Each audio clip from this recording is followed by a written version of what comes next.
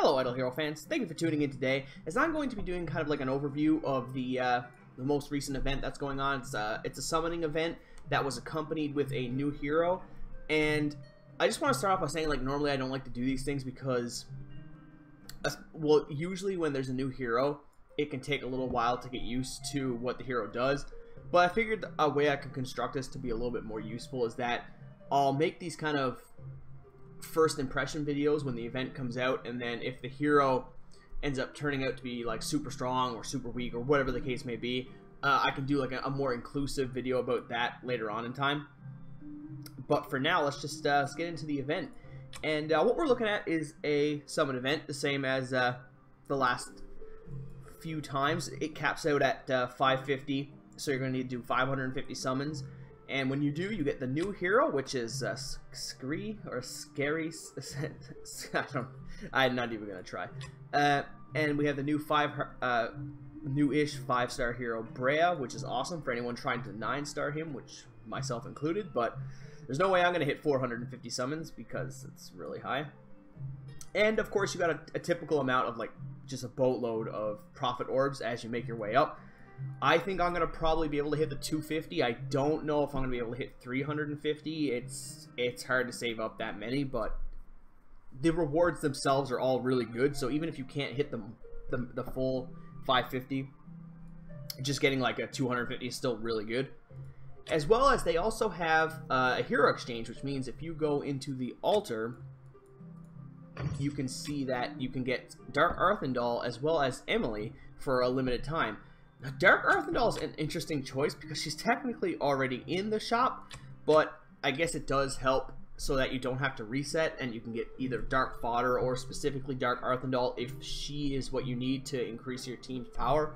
I know on this server, on server 1 of the private server, there is now someone with a 10-star Dark Arthendal, so it's going to be curious to see how she ends up turning out. So I guess the next thing to do would be to go on to look at the new hero. And I gotta say, at first, it's kind of a surprise that they went with an Abyss hero again, because, I don't know, it feels like... What was the last Forest hero that came out? The last one? Was it really Edgar? No, there's no way. Was it really Edgar was the last Forest hero? That might actually be true. It's really surprising that they haven't come out with a new Forest hero in such a long time. Even if he wasn't the last one, but I think he actually was, it's still been a really long time, and most of us were expecting Queen Vesa to be the hero, but we ended up getting the Skerei, the Vel'Koz slash Rek'Sai ripoff from League of Legends. We ended up getting this character, and for the first time, I've got to say in a long time, since they've been releasing these new heroes, at a glance, he doesn't actually seem overpowered. You look at his stats, his HP is pretty high. Not bad for a mage, though. His attack is not bad again. At 2300 is a little low, I think, for, you look at Kareem's 3100, 29, 33, 25. Yeah, I think it's a little bit on the lower end as far as mages go, maybe even in general, but it's not terrible. His armor's okay, and his speed is, he has mage speed, which is not great. His ability reads a little weirdly, dealing 84% damage against all units and tags the target with a lightning mark. At the same time, there's a 30% chance that an extra lightning mark will be procced. Lightning marks will increase the skill damage of Skerei that taken by the target by 40%. Now, that last part is the problem. That's a little bit hard to read. Does that mean he's actually stealing the attack, or is he just gaining the attack? Because if he's stealing the attack, then that is insanely powerful. Not attack, sorry, skill damage. If he's stealing the skill damage, that's insanely powerful. Maybe not so much in the current meta, but it's still a very useful ability. The only reason I say not so much in this current meta is because Ormus is just a mess. Ormus needs to be fixed before this kind of stuff is really going to be a big issue. But I think that a hero like this does combo very well with someone like Ormus, actually. You look at the rest of his abilities, dodge, HP, and crit. So crit is a weird one there because it doesn't really seem to synergize with the rest of his kit. But, I mean, you do get like 15 or 20% from the guild tech tree, so he's going to have a decent chance to crit as well. His third ability, I think this is the exact ability icon they use for Lutz, if I'm not mistaken. Where are you? Yeah, that's the same. It's the same thing they use for Lutz.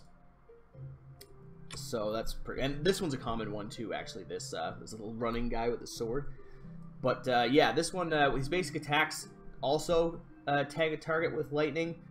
Lightning Mark does the same thing, steals or at least makes Skerei gain the attack power equal to 45%, or not attack power, sorry, skill damage.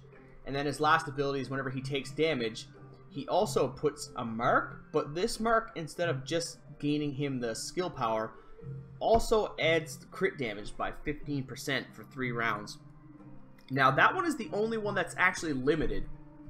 So the reason why I think that this character actually works well with Ormus and characters like Rosa is because if this guy gets multiple abilities, if I'm not mistaken, first off, if this steals ability power or like spell power, and this guy gets to go like 2 or 3 turns in a row, the opponent's spells are going to do basically nothing. It's going to be stripped away very quickly, and basic attacks are all they're going to have to rely on.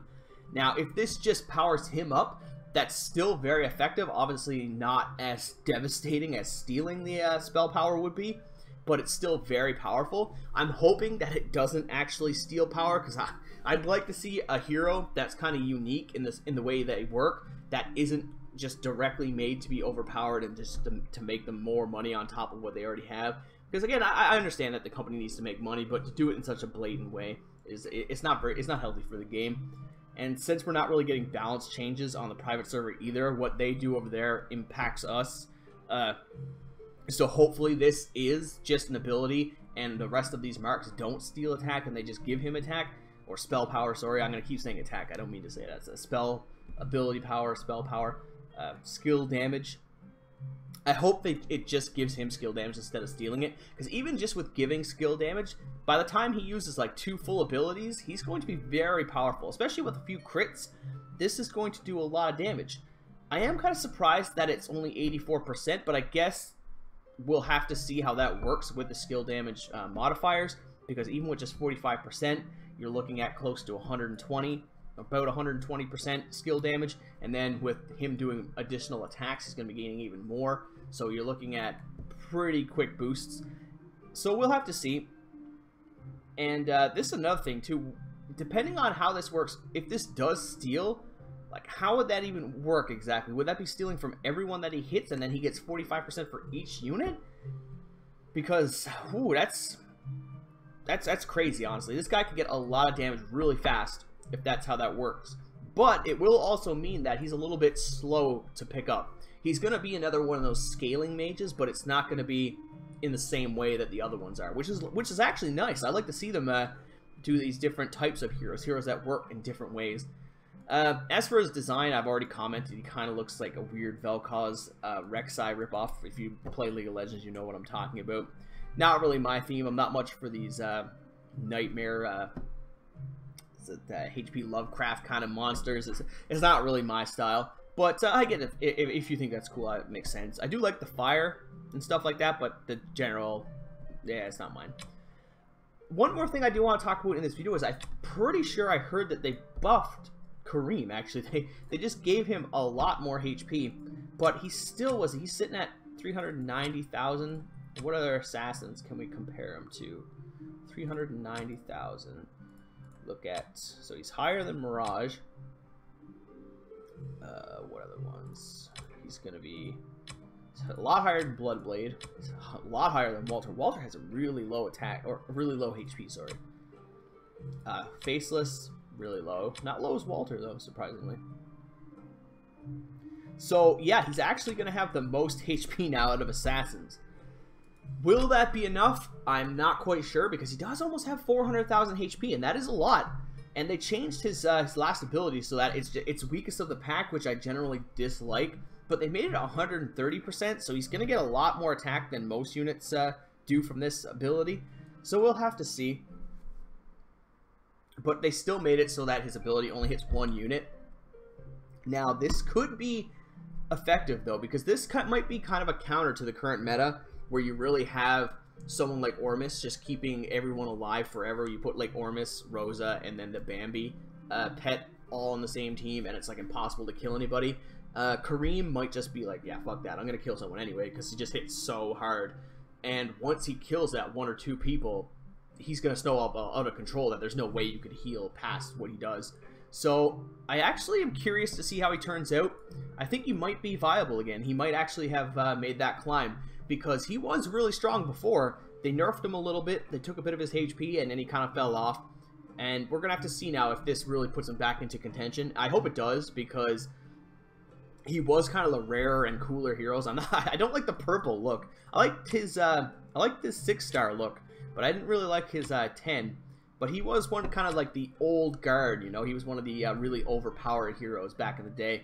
So I say back in the day as if it was like years ago. It was only really maybe at most a year ago. But when the game first came out, he was one of the overpowered giants that kind of took over. So it'd be cool to see him actually get back to his role as one of the heroes that dominates the game.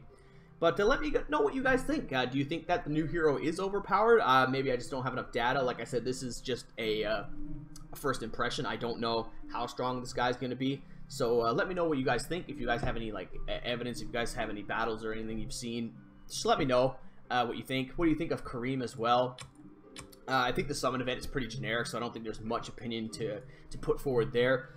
One thing I will say though is that I'm going to be making a video for 5,000 subscribers, and as well, it's going to be about 1 million views, which is it's just insane to think there's going to be. I'm going to be hitting 1 million views in less than a month, and that's just amazing. And I thank you guys so much for making that possible. And one of the things I want to do is I want to actually do a giveaway, but I don't like to give away things like money and stuff because it just doesn't seem. It seems like you're buying viewers and subs when you do that kind of stuff. But what I want to do is I do want to give something that at least this community could enjoy, and I'm going to try it and raise an account. I have already an alternate account that I play on the private server that I'm going to be used as a giveaway. It's currently in like mid-standing. It's not like a super strong team, but it's pretty good. It has like, I think, a 9-star Gru, 2-star, or a 9-star Gru, 7-star Emily, 7 or 8-star Flame Strike. It has some pretty good heroes, but it's not top tier just yet. But I am going to be giving that away for the 5,000 subs as well as the 1 million views milestone. And what I'm going to do is I'm going to try to incorporate the Twitch stream though, because I notice a lot of people chat on the YouTube chat, or like the YouTube streams, but the Twitch chat is just so much better, honestly, for everybody, because I can do more with the Twitch bots, because there's games and stuff that I can play. I can do like the betting, where I let you guys choose which heroes you think I'm going to get from the 5-star shards and things like that. Twitch is just much more easier of a stream to interact with your viewers. So what I'm going to do is I'm probably going to have something tied to that, where every minute that you spend in my Twitch stream, you get currency. So I think I'm probably going to make it so that depending on how long you've been in the chat, and you'll have a certain amount of points, and for each like maybe 1,000 points or 500 points that you put in as an entry, I'll do will be one entry for this giveaway. So let me know what you guys think about that. I know a lot of you don't want to switch from YouTube to Twitch, but Twitch is completely free as well, and it's just a better platform for streaming, to be completely honest with you. So I would like to encourage people to join Twitch and to join in on the giveaway. So the longer between now and the date that the giveaway happens, the more time you spend in the Twitch chat, the better your odds will be, because you'll have more coins or more points, more gems that's what I call them gems, to enter the giveaway with. So sorry that I kind of got wordy here at the end of the video about that. I'll go into more detail with the actual video about the 5K subs and stuff like that. So for now, but just thank you very much for watching, guys, and as always, like if you enjoyed the content, and subscribe if you want to see more, and have a nice day.